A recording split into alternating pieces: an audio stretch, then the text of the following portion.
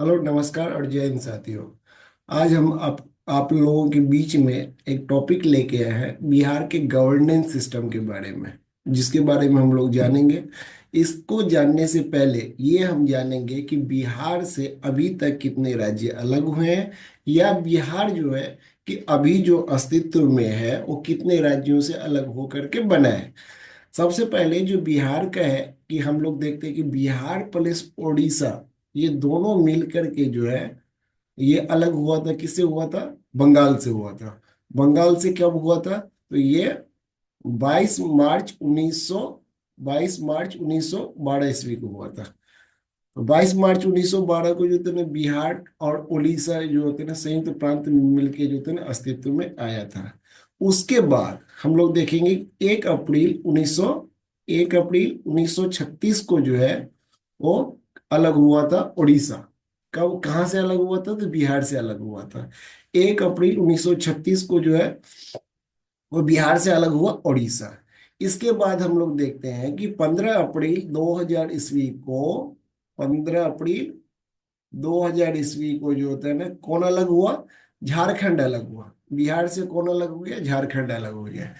तो जब झारखंड अलग होने के बाद जो झारखंड का जो परसेंटेज था, ज्योग्राफिकल अगर हम लोग एरियाज देखेंगे तो 45.85% था। कितना था? 45.85% था ज्योग्राफिकल एरियाज में। और वही बिहार के पास कितना था? तो कितना बन जाएगा? 54.15% जो होता है ना वो तो बिहार के पास बच गया। और 45.85% जो होता है ना झारखंड के पास चला गया।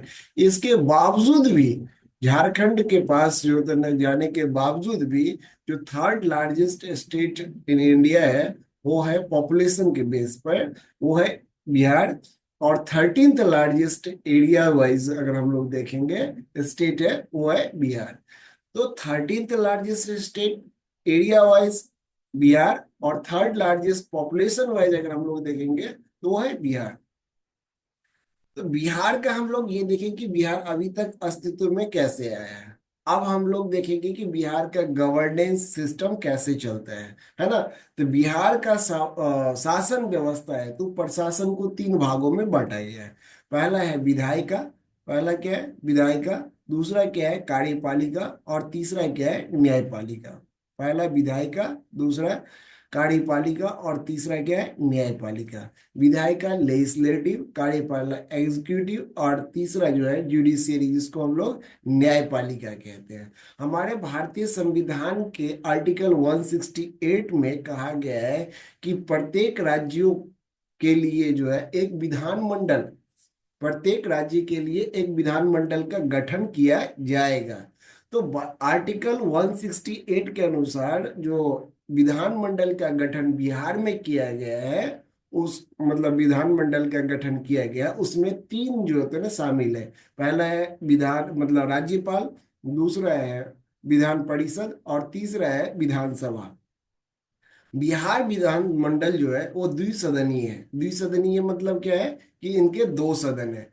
पहला जो है निम्न सदन जिसको हम लोग विधानसभा कहते हैं, और दूसरा जो है उस सदन जिसको हम लोग क्या कहते हैं? विधान परिषद कहते हैं। लोअर हाउस विधानसभा मतलब जिसको हम लोग लेजिस्लेटिव असेंबली कहते हैं, और दूसरा हम लोग कहते हैं विधान परिषद।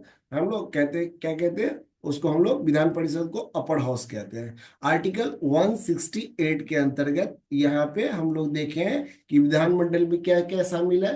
पहला तो राज्यपाल, दूसरा विधानसभा, और तीसरा जो होता है ना विधान परिषद जो है वो शामिल है। बिहार विधानसभा में हम लोग देखेंगे कि बिहार विधानसभा में पहले, या जो भी अभी पहले क्या होता था, एंग्लो इंडियन का रिप्रेजेंटेशन जो होता है ना बिहार में भी था। लेकिन जो है बिहार राज्य पुनर्गठन अधिनियम 2000 के अंतर्गत, बिहार राज्य पुनर्गठन अधिनियम 2000 के अंतर्गत जो एंग्लो इंडियन का जो मनोनीत राज्यपाल द्वारा किया जाता था, वो सीट किसके पास चला गया? तो मतलब झारखंड के पास चला गया। तो बिहार में एंग्लो इंडियन का जो रिप्रेजेंटेशन है वो वाला सीट जो था ना किसके पास चला गया? झारखंड के पास चला गया, है ना। अब हम लोग देखते हैं कि विधानसभा के जो सदस्य होते हैं उनका जो है कार्यकाल कितने साल के लिए होते हैं, 5 साल के लिए होता है। और इनकी न्यूनतम आयु जो होता है वो कितना होता है, 25 साल होता है। तो 25 वर्ष हो गए न्यूनतम आयु, और 5 वर्ष हो गए इनका कार्यकाल।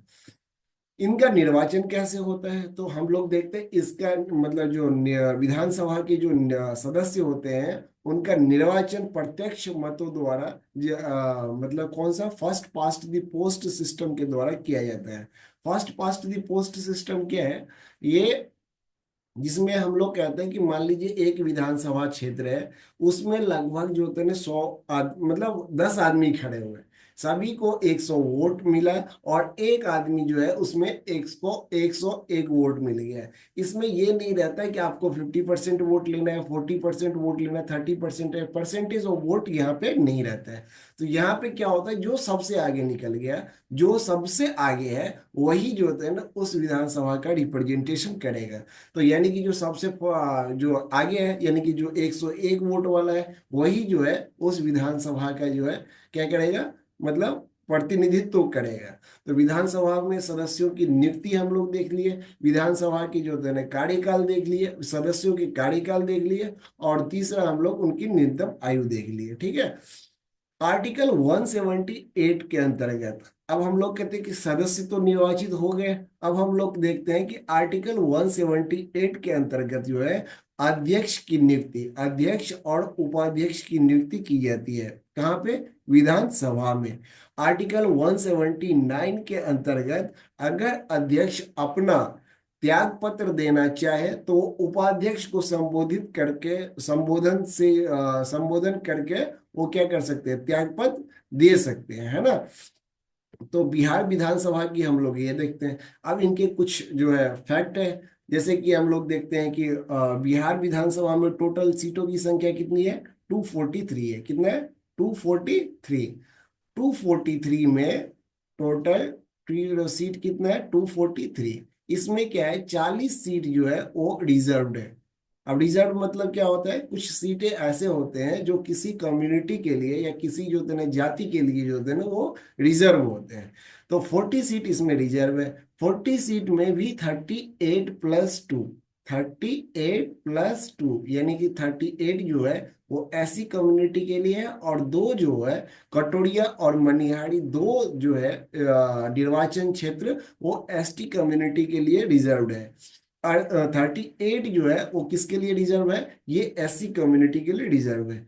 एससी कम्युनिटी के लिए 38 हो गया, दो हो गए किसके लिए, कटोरिया और मनिहारी जो है दो एसटी कम्युनिटी के लिए रिजर्व है।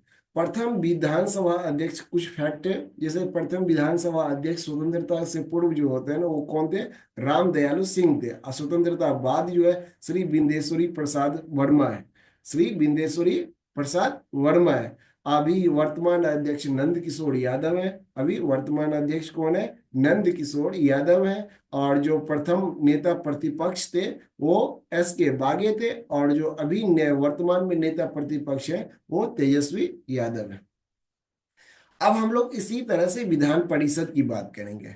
तो विधान परिषद की बात करने से पहले हम लोग ये जानेंगे कि इसको अपर हाउस कहा जाता है, अपर हाउस। और ये कभी भंग नहीं होता है क्या, जिसमें हम लोग उसमें पढ़े थे कि जो विधानसभा का जो कार्यकाल होता है वो 5 साल होता है, और वो भंग हो जा सकता है। लेकिन विधान परिषद कभी ना भंग होने वाली सदन है। इसका जो है कार्यकाल, यानी कि जो इसके सदस्य का कार्यकाल होता है ना 6 वर्ष होता है। तो आप लोग ये समझेंगे कि 6 वर्ष के बाद तो भंग हो जाएगा, लेकिन इसका एक पैटर्न है कि जो इसका 1/3 जो है सदस्य है वो क्या होंगे, 1/3 जो सदस्य है वो प्रत्येक 2 साल पे जो होते हैं ना वो क्या हो जाता है, अवकाश ग्रहण कर लेते हैं, और उनके बदले में 1/3 सदस्य जो होते हैं ना या निर्वाचित या मनोनीत हो जाते हैं। तो हमेशा जो होते हैं इनके सदस्यों की संख्या समान रहती है। तो सदस्यों की संख्या समान होने और इनके कार्यकाल एक साथ ना समाप्त होने के कारण से ये कभी भंग नहीं होते हैं, है ना। ये अस्थाई सदन है। लेकिन जो इसके सदस्यों का जो मतलब कहते हैं कि मिनिमम उम्र कितनी होनी चाहिए, अभी मैंने विधानसभा में कहा था कि 25 ईयर्स होनी चाहिए, लेकिन विधान परिषद में जो होता है ना इसकी उम्र जो होता है ना वो 30 ईयर्स, मतलब न्यूनतम आयु 30 ईयर्स है। आर्टिकल जो हम लोग यहाँ पे देखेंगे कि आर्टिकल 169 और जो है यहाँ पे आर्टिकल 169 के अंतर्गत संरचना और विघटन, जो मतलब विधान परिषद का संरचना और विघटन का अधिकार है वो किसके पास है? संसद के पास है। संरचना और विघटन का अधिकार राज्य में विधान परिषद कब बनेगा और कब जो है ना हटेगा, यानी विघटित होगा, इसका अधिकार किसके पास है? संसद के पास है। विधान परिषद का जो है गठन और इनके बारे में जो जितनी भी मतलब चर्चाएं की गई है वो आर्टिकल 168 से लेकर के 171 के बीच में की गई है। आर्टिकल 182, आर्टिकल 182 में इनके यानी कि जो विधान परिषद के हैं वो सभापति और उपसभापति की नियुक्ति उनके बीच में, जिनके सदस्यों की संख्या जो होती है उनके उपस्थित सदस्यों के बीच से ही सभापति और उपसभापति की नियुक्ति होती है। अभी जो है टोटल हम लोग कहते हैं कि बिहार विधान परिषद में टोटल कितने सदस्य हैं? 75 है। इनमें 63 इलेक्टेड है और 12 जो है नॉमिनेटेड है। मतलब जो है 12 जो है ये नॉमिनेटेड है, 63 इलेक्टेड है और 10 फीमेल मेंबर हैं। अभी विधान परिषद की पहली बैठक जो होती है वो 20 जनवरी, हम लोग कहते हैं कि पहली जब बैठक हुई थी फर्स्ट टाइम, वो 20 जनवरी जो था 1913 को हुई थी। 20 जनवरी 1913 को, 20 जनवरी 1913 को हुआ था, है ना। वो स्वतंत्रता के बाद जो है पहली बैठक कब हुई थी? तो 16 फरवरी 1950 को हुआ था। 16 फरवरी 1950 को हुआ था, ठीक है। हम लोग कहते हैं कि प्रथम सभापति कौन थे? तो राजीव रंजन सिंह थे। मतलब जो होते हैं प्रथम सभापति स्वतंत्रता के बाद क्या थे? तो श्यामा प्रसाद सिंह थे। तो इसके बाद महिला सभापति जो है पहला कौन थी? तो वो राजेश्वरी सरोज दास थी। वर्तमान सभापति अवधेश नारायण सिंह है। नेता विपक्ष जो थे राबड़ी देवी हैं। अभी हम लोग देखते हैं कि जे इसमें अभी जो है वर्तमान जो संरचना है जिनमें कि मतलब संविधान परिषद में वर्तमान पार्टी का अगर हम लोग देखें कि वर्तमान में कितने पार्टी इसमें शामिल हैं, मतलब अभी इनका रिप्रेजेंटेशन करने वाले हैं, तो बीजेपी का जो है वो अभी 23 मेंबर है, जेडीयू का जो है 25 मेंबर है, आरजेडी का 13 मेंबर है, इसी तरह से जो है सीपीआई का 1 मेंबर है, हम का 1 मेंबर है, कांग्रेस का 4 मेंबर है, एलजेपी का 1 मेंबर है, निर्दलीय का 6 मेंबर है। तो ये याद रखने की कोई ज्यादा जरूरत नहीं है। जब हम लोग फैक्ट एक याद रख लीजिएगा कि इसमें मतलब आरजेडी का जो होता है ना वो कितने मेंबर है? 13 मेंबर है, और एक जेडीयू का और बीजेपी का फॉर 25 और 23 मेंबर है। जेडीयू का 25 और बीजेपी का जो होता है ना वो 23 मेंबर है। हम का पूछ सकते हैं तो हम का एक ही सीट है विधान परिषद में, ठीक है। अब हम लोग बात करेंगे दूसरा स्तंभ जो कार्यपालिका के रूप में काम करते हैं। तो कार्यपालिका में हम लोग अगर देखेंगे, कार्यपालिका जो है बिहार में कार्यपालिका के गठन और प्लस जो होता है ना कैसे ये काम करते हैं। तो कार्यपालिका की जो होता है ना, कार्यपालिका की 3 इकाइयां होते हैं। यहाँ पे 3 इकाइयां, पहला राज्यपाल, दूसरा मुख्यमंत्री और तीसरा जो होता है वो मंत्री परिषद होता है। तो राज्यपाल के बारे में हम लोग सबसे पहले चर्चा करेंगे, उसके बाद हम लोग मुख्यमंत्री के बारे में चर्चा करेंगे और तीसरा जो है वो मंत्री परिषद के बारे में चर्चा करेंगे। अब हम लोग देखते हैं कि भारतीय संविधान के आर्टिकल 153 के अंतर्गत राज्य के लिए एक राज्यपाल का जो होता है ना मतलब प्रावधान किया गया है। मतलब राज्य के जो होता है ना तहत राज्यपाल का व्यवस्था किया गया है, ठीक है। यह राज्य का जो है संविधानिक प्रमुख होते हैं और यह कार्यपालिका का भी प्रमुख होते हैं। यानी राज्य, किसी राज्य का जो मतलब व्यवस्था किया गया है क्या चीज के लिए? राज्य के लिए राज्यपाल का आर्टिकल 153 के अंतर्गत राज्य के लिए राज्यपाल की व्यवस्था की गई है, जो संवैधानिक प्रमुख एवं कार्यपालिका प्रमुख भी होते हैं। अब देखिए कि आर्टिकल 154 के अंतर्गत 53 में व्यवस्था किया गया है राज्यपाल का, लेकिन आर्टिकल 153 में कार्यपालिका की शक्ति जो होती है किस में निहित होती है? कार्यपालिका की शक्ति राज्यपाल में निहित होती है। किसका? राज्य का। कार्यपालिका की शक्ति किसमें निहित होती है? तो वो राज्यपाल में निहित होती है। आर्टिकल 333 के अंतर्गत युद्ध, अभी मैंने कुछ देर पहले पढ़ा था कि राज्य में जो अगर एंग्लो इंडियन का रिप्रेजेंटेशन जो होता है, उसके वो कौन करता है? तो वो करवाता है, तो वो राज्यपाल करवाता है। तो यानी एंग्लो इंडियंस का अगर हम लोग देखते हैं कि मनोनयन कौन करता है, तो वो राज्यपाल आर्टिकल 333 के अंतर्गत करता है। आर्टिकल हम लोग देखते हैं कि 213 के जो होते हैं ना अंतर्गत जो होते हैं ना क्या करते हैं? अध्यादेश जारी करता है। आर्टिकल 202 के अंतर्गत जो होते हैं ना, अगर वित्त विधेयक विधानसभा में लाना हो तो उसके लिए पूर्वा आदेश लेना पड़ता है। किससे? तो ये राज्यपाल से लेना पड़ता है। तो राज्यपाल से जो होते हैं ना पूर्वा आदेश लेना पड़ता है। किसके लिए? वित्त विधेयक के लिए। आर्टिकल 202 के अंतर्गत। और आर्टिकल 217 के अंतर्गत जो होते हैं ना न्यायाधीशों की नियुक्ति, न्यायाधीशों की नियुक्ति से तात्पर्य है कि अगर उच्च न्यायालय में न्यायाधीशों की नियुक्ति जो होती है किसके द्वारा किया जाता है? तो सुप्रीम कोर्ट के मुख्य न्यायाधीश, किस मतलब सुप्रीम कोर्ट के जो न्यायाधीश होते हैं वो राज्यपाल के परामर्श पे किसके द्वारा? राष्ट्रपति के द्वारा नियुक्त किए जाते हैं।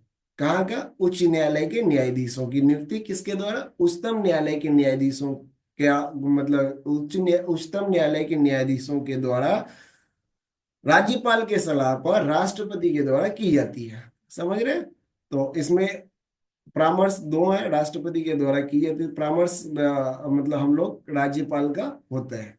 अब हम लोग पढ़ेंगे कि मतलब राज्यपाल जी, देखिए राज्यपाल जो होते हैं ना वो संवैधानिक प्रमुख होते हैं। लेकिन मतलब संवैधानिक प्रमुख होते हैं, इस बात पर जोर दिया इसलिए जा रहा है क्योंकि मुख्यमंत्री जब हम लोग बाद में पढ़ेंगे तो वास्तविक प्रमुख जो होते हैं ना वो मुख्यमंत्री ही होते हैं। तो पहले हम लोग देखते हैं कि संवैधानिक जो कॉन्स्टिट्यूशनल जो हम लोग कहते हैं कि प्रमुख कौन होते हैं, तो वो राज्यपाल होते हैं। राज्यपाल कॉन्स्टिट्यूशनल प्रमुख होने के बावजूद भी आर्टिकल 163 के अंतर्गत, आर्टिकल 163 के अंतर्गत कोई भी कार्य अगर राज्यपालिका करेंगे तो वो मंत्री परिषद की सलाह पर ही करेंगे। मतलब मंत्री परिषद के सलाह पर कौन करेंगे? राज्यपाल करेंगे। अब हम लोग कहते हैं कि मतलब कभी कभी ये विवेकानुसार कार्य भी करते हैं, है ना। राज्यपाल की नियुक्ति अगर हम लोग बात करें कि राज्यपाल की नियुक्ति कौन करता है, तो राज्यपाल का नियुक्ति जो होते हैं ना प्रधानमंत्री के सलाह पर राष्ट्रपति के द्वारा किया जाता है। प्रधानमंत्री के सलाह पर राष्ट्रपति के द्वारा किसी भी राज्य के राज्यपाल का क्या किया जाता है? मतलब नियुक्त किया जाता है। तो राज्यपाल, हम लोग कहते हैं कि राज्यपाल की नियुक्ति किसके द्वारा की जाती है? तो प्रेसिडेंट के द्वारा, और किसके सलाह पर? मुख्य मतलब प्रधानमंत्री की सलाह पर की जाती है। अब मतलब इसका कार्य हम लोग देखेंगे, ये केंद्र सरकार का ही आदमी है। तो केंद्र सरकार का मतलब ये राज्यपाल का काम होता है जो राज्य के सभी मतलब कार्य जो होते हैं ना वो किसको सब मतलब बताए, तो वो मतलब केंद्र सरकार को बताते हैं। तो केंद्र सरकार और राज्य सरकार के बीच में जोड़ने का काम कौन करता है? तो राज्यपाल करता है। राज्यपाल की जो है न्यूनतम आयु जो होते हैं वो कितना होना चाहिए? 35 ईयर्स होना चाहिए। कितना होना चाहिए? 35। अभी मैंने 25 बताया था किसके लिए? विधानसभा के लिए। विधान परिषद के लिए 30। और अभी हम लोग राज्यपाल की जब बात करेंगे तो उनके लिए कितना है? 35 ईयर्स है। इसका कुछ मतलब हम लोग राज्यपाल के लिए बात कर रहे हैं तो राज्यपाल जो है केंद्रीय विश्वविद्यालय, राज्य में दो विद्यालय मतलब विश्वविद्यालय होते हैं, केंद्रीय विश्वविद्यालय होते हैं, और को छोड़कर अन्य जितने भी विश्वविद्यालय हैं उनके ये क्या होते हैं? मतलब क्या होते हैं? ये कुलाधिपति होते हैं, चांसलर होते हैं मतलब हम लोग कहते हैं कि अब जैसे कि हम लोग देखते हैं कार्य करने वाले जो मतलब वहाँ के एरिया मतलब होते हैं वो क्या कौन होते हैं? वाइस चांसलर होते हैं। लेकिन कुलाधिपति जो होते हैं ना वो कौन होते हैं? तो राज्यपाल होते हैं। किसको छोड़कर? केंद्रीय विश्वविद्यालय को छोड़कर। क्योंकि केंद्रीय विश्वविद्यालय के जो चांसलर होते हैं वो कौन होते हैं? राष्ट्रपति होते हैं। तो अभी मैंने राज्यपाल के बारे में चर्चा की, तो राज्यपाल हम लोग कहते हैं कि केंद्रीय विश्वविद्यालय को छोड़कर अन्य सभी विश्वविद्यालय के जो होते हैं कुलाधिपति कौन होते हैं? तो वो राज्यपाल होते हैं। राज्यपाल की जो होती है ना कुछ शक्तियां भी है। कुछ शक्तियां जैसे कि अगर हम लोग कहते हैं कि राज्य में जो होते हैं ना मुख्यमंत्री, चाहे हम लोग लोक सेवा आयोग के सदस्यों की जो नियुक्ति होती है, या फिर हम लोग कहते हैं महाधिवक्ता की नियुक्ति होती है, या मंत्रियों की नियुक्ति होती है, वो किसके द्वारा किया जाता है? राज्यपाल के द्वारा किया जाता है ना। अब हम लोग देखते हैं यहाँ पे विधानसभा की अगर हम लोग बात करें कि विधानसभा में राज्यपाल का क्या क्या पावर होता है, तो पहला, जितने भी हम लोग कहते हैं कि अगर एंग्लो इंडियन को बनोने करना होता है तो आर्टिकल 333 के अंतर्गत कौन करता है? राज्यपाल करता है। अब हम लोग कहते हैं कि विधानसभा का जो तो सदन का जो है कार्यवाही चलाना हो या बंद करना हो, स्थगन करना हो या समय बढ़ाना हो, वो किसके द्वारा किया जाता है? राज्यपाल के द्वारा किया जाता है। ठीक है। अध्यादेश जारी करना हो तो अध्यादेश जारी किसके अंतर्गत? तो आर्टिकल 213 के अंतर्गत जो होते हैं राज्यपाल करते हैं। वित्त विधेयक जो होते हैं पहले मतलब पूर्वादेश जो होता है ना किससे लेना पड़ता है? राज्यपाल से लेना पड़ता है। अभी न्यायाधीशों की नियुक्ति अभी मैंने बताया था कि आर्टिकल 217 के अंतर्गत न्यायाधीशों की नियुक्ति कौन करते हैं? राज्यपाल करते हैं, है ना। अभी मैंने जब पढ़ा था यहाँ पे राज्यपाल के लिए कुछ फैक्ट बताते हैं कि जैसे कि बिहार और उड़ीसा यहाँ पे क्या था? संयुक्त था। तो संयुक्त थे इनके जो प्रथम जो राज्यपाल था वो कौन था? लॉर्ड सत्येंद्र प्रसन्न सिन्हा। लॉर्ड सत्येंद्र प्रसन्न सिन्हा। और दूसरा हम लोग कहते हैं स्वतंत्रता पूर्व बिहार के प्रथम राज्यपाल, स्वतंत्रता पूर्व जो होते हैं ना, मतलब स्वतंत्रता से पहले प्रथम राज्यपाल जो कौन थे? Sir James David Shipton. स्वतंत्रता पश्चात जो थे ना प्रथम राज्यपाल कौन बने? जयराम दास दौलत राम। बिहार के प्रथम जो थे ना कार्यवाही राज्यपाल कौन बने? उज्जवल नारायण सिन्हा। बिहार में अब तक, ये इंपॉर्टेंट है, बिहार में अब तक जो होता है ना वो 8वां राष्ट्रपति शासन लागू हुआ। जबकि सबसे पहला जो शासन लागू हुआ था 1968 से लेकर 1969 के बीच में लगा था। और इस समय में याद रखने की कोई जरूरत नहीं है आपको, ये थोड़ा दिमाग में ऐसे बैठा लीजिए कि इस समय में जो थे वो भोला प्रसाद मतलब भोला पासवान शास्त्री जो थे वो मुख्यमंत्री थे, और नित्यानंद कानून को जो होते हैं ना उस समय में राज्यपाल थे। नित्यानंद कानून को अब देखिए, जहां पर राज्यपाल कानून के बारे में ज्यादा जिक्र करता है, ये ट्रिक है कि ज्यादा जिक्र करता हो और मतलब मुख्यमंत्री भोला बना बैठा हो तो वहां पर कानून व्यवस्था गड़बड़ाएगा, और कानून व्यवस्था गड़बड़ाएगा तो फिर राष्ट्रपति शासन लागू होगा। तो बिहार में सबसे पहला जो राष्ट्रपति शासन लागू हुआ था उस समय में राज्यपाल कौन थे? तो नित्यानंद कानून को, और जो मतलब मुख्यमंत्री था वो भोला पासवान शास्त्री था। कुल कितने दिन के लिए? यानी कि 242 के लिए जो थे ना उस समय में क्या लगा था? राष्ट्रपति शासन लागू हुआ था, है ना। भोला पासवान शास्त्री और राज्यपाल कौन थे? तो राज्यपाल थे नित्यानंद कानूनगो। अब हम लोग बात करते हैं मुख्यमंत्री के बारे में, है ना। मुख्यमंत्री का जो मतलब मुख्यमंत्री किसके द्वारा जो होते हैं निर्वाचित, मतलब किसके द्वारा जो होते हैं होते नियुक्त होते हैं? तो वो राज्यपाल के द्वारा नियुक्त किए जाते हैं। अभी ध्यान रखना है, मुख्यमंत्री की नियुक्ति कौन करता है? राज्यपाल करता है। लेकिन कैसे करता है? तो अभी मैंने पढ़ाया था कि विधानसभा में जो है सदस्यों की नियुक्ति कौन होती है, मतलब नियुक्ति कैसे की जाती है? तो विधानसभा में जो बहुमत दल के नेता होते हैं ना उनको ही राज्यपाल क्या करता है? मुख्यमंत्री के लिए नियुक्त करता है। तो मुख्य नियुक्ति किसके द्वारा? राज्यपाल के द्वारा। किस सिस्टम से? First past the post system से विधानसभा के जो थे सदस्य चुने जाते हैं, और उसके बाद जो थे उनके दल के जो नेता होते हैं वो क्या मतलब मुख्यमंत्री पद के लिए दावेदार होते हैं, और उनका नियुक्ति राज्यपाल के द्वारा किया जाता है। लेकिन जब मान लीजिए कि हम लोग कहते हैं कि बिहार में टोटल कितने सीट है? 243 सीट है ना। तो मेजोरिटी के लिए कितना चाहिए? 122।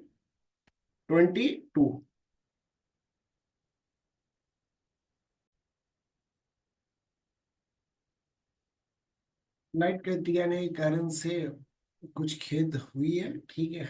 हम आगे बढ़ते हैं। मुख्यमंत्री जो है, अगर हम लोग देखेंगे कि जो बहुमत दल के नेता होते हैं उसको राज्यपाल क्या करते हैं? नियुक्त करता है किसके लिए? मुख्यमंत्री के लिए। लेकिन यहाँ पे स्वविवेक का भी प्रयोग कर सकते हैं वो, अपना विवेक का भी प्रयोग करके वो क्या कर सकते हैं? अगर यहाँ पे हम लोग देखेंगे कि 243 वो सीट है बिहार विधानसभा में। 122 जो होते हैं ना, क्या होना चाहिए, मेजोरिटी के लिए 122 होनी चाहिए। अभी मतलब हम लोग देखते हैं कि बीजेपी प्लस जो होता है ना जेडीयू का जो होता है ना, वो क्या है, वहां पे गठबंधन है ना। इससे पहले देखे थे हम लोग, क्या है, जेडीयू प्लस आरजेडी का गठबंधन था। ये गठबंधन क्यों करते हैं, इस आंकड़े को छूने के लिए करते हैं, इस आंकड़े को छूने के लिए करते हैं। इस आंकड़े के पार है, मतलब वो बहुमत में है। अगर इस आंकड़े का जो तो ना मतलब अंदर में है, तो इसका मतलब है कि उनका मतलब बहुमत नहीं है और वो सरकार गिर सकते हैं। ठीक है। तो अगर राज्यपाल जो किसी भी बहुमत मतलब किसी भी दल को बहुमत प्राप्त ना हो और या बहुमत वो सिद्ध ना कर सके, तो वो मतलब राज्यपाल किसी ऐसे व्यक्ति को मतलब मुख्यमंत्री बना सकते हैं जो दोनों सदनों में से किसी एक सदन की मतलब किसी एक सदस्य के सदस्यता रखने की योग्यता रखता हो और उस दोनों सदनों में से किसी एक सदन में 6 माह के अंदर वो सदस्यता ले ले ले। अगर सदस्यता ना ले तो उसकी फिर जो होते हैं ना वो मतलब खुद ब खुद वो क्या हो जाते हैं, मतलब त्याग पत्र दे देते हैं। यानी कि 6 महीने में अगर वो सदस्यता ना ले पाए या विधानसभा में या विधान परिषद में सदस्यता ना ले पाए, तो उनको त्याग पत्र देना होता है। मुख्यमंत्री की मेन शक्तियां मतलब क्या है, मुख्यमंत्री की शक्तियों के अगर बारे में बात करेंगे, तो इनका काम है कि जो समूह मतलब शासन व्यवस्था को समुचित आधार प्रदान करने के लिए राज्यपाल को क्या करना, परामर्श देना। मंत्री परिषद में मंत्रियों की जो नियुक्ति होती है वो मुख्यमंत्री के सलाह पर ही की जाती है ना। राज्य कार्य हेतु जो तो विभिन्न प्रकार की प्रशासनिक नियुक्तियां जो होती है वो किसके द्वारा, राज्यपाल के द्वारा की जाती है। लेकिन परामर्श कौन देता है, मुख्यमंत्री देता है। बाद में हम लोग बात करेंगे जहां पर हम लोग एडवोकेट जनरल की बात करेंगे। एडवोकेट जनरल किसके द्वारा नियुक्त किए जाते हैं, तो राज्यपाल के द्वारा किए जाते हैं। लेकिन परामर्श किसका रहता है, तो मतलब मुख्यमंत्री का। मैं पहले ही बात कर चुका हूं कि संवैधानिक प्रमुख जो होते हैं राज्यपाल है, लेकिन वास्तविक प्रमुख मुख्यमंत्री ही होते हैं। क्योंकि अभी मैं बताया हूं कि मतलब जो है मुख्यमंत्री क्या होते हैं, ये मतलब रियल यानी कि जो हम लोग कहते हैं वास्तविक जो है, वो क्या होते हैं, प्रमुख होते हैं, है ना। मुख्यमंत्री को कब हटाया जा सकता है, अभी मैंने बताया ये जादुई आंकड़ा जो 122 का है, अगर वो ना मतलब पार कर पाए 20 सदन में भी, जो है वो क्या करे, ये आंकड़ा को मतलब हो सकता है कि अभी बीजेपी प्लस जेडीयू है ना। अगर मान ले कि जेडीयू कहे कि हम नहीं मतलब ये बीजेपी के साथ रह सकते हैं, तो बीजेपी के साथ नहीं रहेगा, फिर कहे चचा जी कि हम आरजेडी के साथ चले जाएंगे, तो क्या हो जाएगा, सरकार गिर जाएगी और फिर जो होते हैं ना 10वीं बार जो होते हैं ना मुख्यमंत्री पद का शपथ लेंगे चचा जी, है ना। तो यहाँ पे हम लोग देखेंगे कि मतलब अगर लें, लेकिन फिर उसके बाद फिर पलट जाए, बोलेंगे कि नहीं हम फिर बीजेपी के साथ आएंगे, तो बीजेपी फिर 11वीं बार लेंगे मुख्यमंत्री पद का शपथ। तो इसी तरह से यहाँ पे हम लोग मेजोरिटी जो मैजिक नंबर है ये है 122, है ना। 244 इसका हाफ होता है, क्योंकि 243 का तो हाफ हो नहीं सकता, आधा आदमी तो हो नहीं सकता है। तो आधा प्लस जो होता है ना हम लोग कहते हैं कि मतलब कुछ ज्यादा 122, 122 हम लोग कहते हैं। 122 अगर हम लोग देखेंगे कि इससे नीचे तो 121 आता है, तो 121 122 ज्यादा होता है ना। तो यहाँ पे हम लोग देखते हैं क्या, अब देखिए कि मंत्री परिषद में कितने लोग सम्मिलित हो सकते हैं। अब जितने भी सदस्य शामिल हुए हैं, मान लीजिए कि जितने भी सदस्य शामिल हो सबको तो मंत्री नहीं बना सकते हैं ना।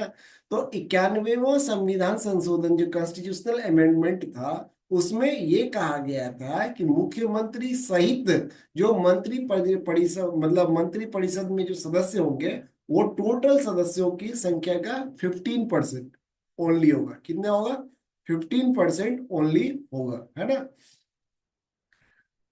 मतलब मुख्यमंत्री का हम लोग देखते हैं या तो वो जादुई आंकड़ा क्या हो सकता है, 122 के नीचे आ जाए तो वो क्या कर सकते हैं, त्याग पत्र दे सकते हैं। दूसरा कंडीशन, जब राज्य में क्या हो जाए, राष्ट्रपति शासन लागू हो जाए, तो मतलब वो क्या कर सकते हैं, त्याग पत्र देते हैं। और या अविश्वास प्रस्ताव पारित हो जाए तो क्या करते हैं, मतलब यहाँ पे उनको त्याग पत्र देना पड़ता है। अब मुख्यमंत्री के लिए न्यूनतम आयु की तो बात हम पहले भी कर चुके हैं कि क्योंकि जो विधानसभा या विधान परिषद अगर विधानसभा से होंगे तो क्या होंगे, उनका 25 वर्ष न्यूनतम वो आयु होगा, और जो विधान परिषद से होंगे तो उनकी न्यूनतम आयु कितनी होगी, 30 वर्ष होगा। तो बहुमत दल के नेता मतलब होते वहां पे हम लोग देखते हैं कि लिया गया था, या विवेक के अनुसार, राज्यपाल के विवेक के अनुसार क्या किया था। मंत्री के बारे में हम लोग कुछ फैक्ट की बात कर लेते हैं। जैसे कि बिहार के जो प्रथम मुख्यमंत्री थे वो कौन थे, श्री कृष्ण सिंह थे, है ना। बिहार के वर्तमान मुख्यमंत्री कौन है जो 9वीं बार बने हैं, वो है नीतीश कुमार है, श्री नीतीश कुमार, माननीय श्री नीतीश कुमार जी है ना। बिहार के एकमात्र मुख्यमंत्री श्रीमती राबड़ी देवी जो 3 बार जो होते हैं ना क्या बने हैं, मुख्यमंत्री बने हैं। बिहार के प्रथम गैर कांग्रेसी मुख्यमंत्री जो होते हैं ना कौन थे, श्री महामाया प्रसाद सिन्हा थे, है ना। गैर कांग्रेसी, गैर कांग्रेसी मतलब शुरू में जब हुआ था तो वो कांग्रेस के ही जो थे ना मुख्यमंत्री बने थे। बाद में जो थे ना गैर कांग्रेसी मुख्यमंत्री पहली बार कब बना था, तो मतलब कौन बना था, श्री महामाया प्रसाद सिन्हा थे, है ना। कुछ मुख्यमंत्री हैं जिनके बीच में जो था राष्ट्रपति शासन लागू हुआ था। पहला हम लोग याद रख करिए, कब लगा था, 1968-69 में। किसके समय में लगा था, भोला पासवान शास्त्री, है ना। वो राज्यपाल को नित्यानंद कानूनगो, है ना। उसके मतलब दूसरा जो हम लोग कहते हैं किसके बीच में लगा था, श्रीमती राबड़ी देवी। उसके बाद जगन्नाथ मिश्रा, उसके बाद राम सुंदर दास और लालू प्रसाद यादव के बीच में मतलब उनके कार्यकाल के बीच में जो था ना वो राष्ट्रपति शासन लागू हुआ था। अभी तक कितने बार हुआ है, 8 बार लागू हो चुके हैं। अभी हम लोग कहते हैं मंत्री परिषद की बात करेंगे।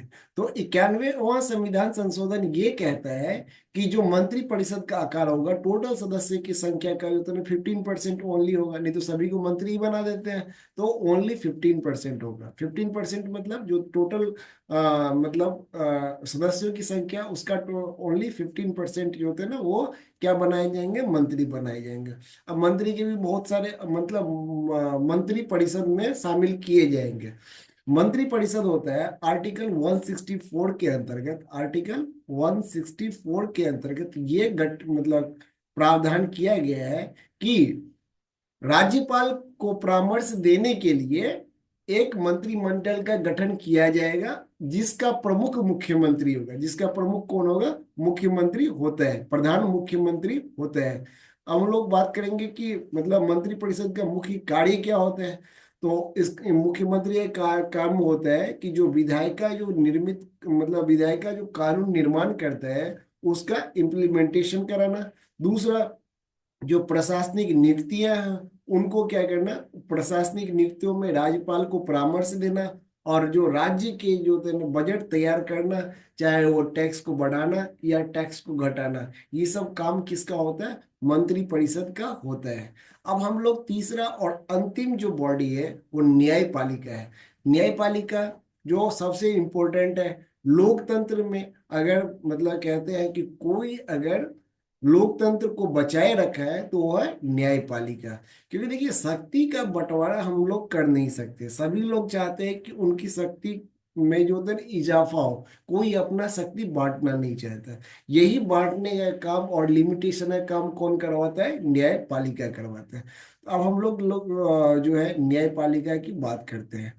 तो न्यायपालिका राज्य के स्तर पर अगर हम लोग बात करेंगे तो राज्य का जो न्यायपालिका का सर्वोच्च बॉडी होता है वो होता है उच्च न्यायालय, हाई कोर्ट जिसको कहते हैं, है ना। न्यायपालिका आर्टिकल 214 में जो होता है ना क्या कहा गया है कि राज्य के लिए जो होता है ना क्या किया जाएगा, कि राज्य के लिए एक उच्च न्यायालय का प्रावधान किया गया है। राज्य के लिए एक उच्च न्यायालय का प्रावधान आर्टिकल 214 में किया गया है। वहीं पे आर्टिकल 231 में ये कहा गया है कि दो या दो से अधिक राज्यों के लिए एक राज्यपाल का क्या कर सकता है, कि व्यवस्था किया जा सकता है ना। तो ये अधिकार किसके पास है, संसद के पास है ना। के तहत संसद के पास यह अधिकार है कि दो या दो से अधिक राज्यों के लिए एक राज्यपाल का जो होता है ना क्या करे, मतलब ओ सॉरी, एक राज्यपाल करो, एक उच्च न्यायालय, सॉरी, एक उच्च न्यायालय क्या करे, कि प्रावधान करे। तो एक मतलब जैसे कि हम लोग देखते हैं कि दो स्टेट मिलाकर भी क्या करते हैं कि एक उच्च न्यायालय बना सकते हैं। तो उच्च न्यायालय, हाई कोर्ट, हम लोग आर्टिकल 214 में क्या कहा गया है कि प्रत्येक राज्य के लिए एक उच्च न्यायालय, यानी कि राज्य के लिए एक उच्च न्यायालय का प्रावधान किया गया है। राज्य के लिए उच्च न्यायालय के साथ आर्टिकल 231 में ये कहा गया कि संसद के पास ये अधिकार है कि दो या दो से अधिक राज्यों के लिए एक उच्च न्यायालय का क्या करे, गठन कर सकते हैं। आर्टिकल 217 में उच्च न्यायालय में न्यायाधीशों की नियुक्ति जो होती है कैसे की जाती है, तो उच्चतम न्यायालय के न्यायाधीशों के द्वारा राज्यपाल के सलाह पर राष्ट्रपति के द्वारा की जाती है। उच्चतम न्यायालय के न्यायाधीशों के द्वारा मतलब यहाँ पे जो राज्यपाल रहते हैं, राज्यपाल के सलाह पर राष्ट्रपति के द्वारा किया जाता है। कहाँ पे, उच्च न्यायालय में न्यायाधीशों की नियुक्ति की जाती है। उच्च न्यायालय में न्यायाधीशों की जो उम्र सीमा है वो कितना है, 62 ईयर्स है। कितने साल है, 62 ईयर्स है। 62 साल में ये लोग रिटायर कर जाते हैं, है ना। बिहार में हम लोग कहते हैं पटना उच्च न्यायालय, पटना हाई कोर्ट, है ना, Patna high court. High court ये राज्य स्तर पर जो तेरे सबसे सर्वोच्च बॉडी, यानी कि सर्वोच्च बॉडी ये पटना हाई कोर्ट है ना। पटना हाई कोर्ट का स्थापना कब हुआ था, तो ये 3 फरवरी, 3 फरवरी 1916 को हुआ था। 3 फरवरी 1916 को। कोई कौन से दिन में, भारत सरकार अधिनियम 1900 कितने हो जाएगा, 1909, 16 में है तो 1909 के तहत भारत सरकार अधिनियम 1909 के तहत पटना में जो है ना हाई कोर्ट की स्थापना की गई थी। अब हम लोग कहते हैं कि इसके जो कुछ फैक्ट है, जो ब्रिटिश भारत में पटना उच्च न्यायालय के प्रमुख प्रथम मुख्य न्यायाधीश जो थे न्यायमूर्ति सर एडवर्ड माइनर्ड चेम्स चेमियार्ड थे। और दूसरा, स्वतंत्र भारत के उच्च न्यायालय के जो थे स्वतंत्र भारत में पटना उच्च न्यायालय के प्रथम मुख्य न्यायाधीश न्यायमूर्ति सर क्लिफोर्ड मनमोहन अग्रवाल थे। वर्तमान में मुख्य न्यायाधीश जो थे न के विनोद चंद्रन है ना, के विनोद चंद्रन है। अभी हम लोग बात करते हैं कुछ जिस तरह से केंद्र में, जिस तरह से केंद्र में आर्टिकल 76 के तहत अटॉर्नी जनरल का, अटॉर्नी जनरल है ना, अटॉर्नी जनरल का प्रावधान है।